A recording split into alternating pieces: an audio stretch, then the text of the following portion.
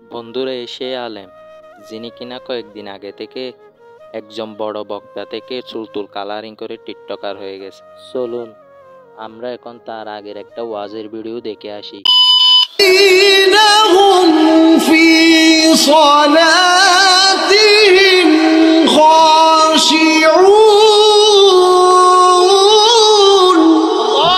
সত্যি বন্ধুরা, তার কণ্ঠটা অসাধারণ ছিল।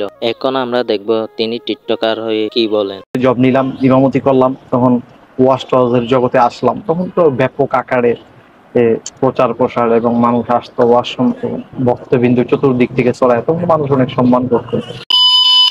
তিনি নিজেই বলছেন, বন্ধুরা, আগে তাকে মানুষ অনেক সম্মান করত, কিন্তু এখন তাকে নিয়ে অনেক সমালোচনা করতেছে। কে জানে বন্ধুরা, এই বক্তাকে কোন শয়তানে পাইছি। এই বক্তা নিয়ে আপনার কি মতামত অবশ্যই কমেন্ট করে জানান।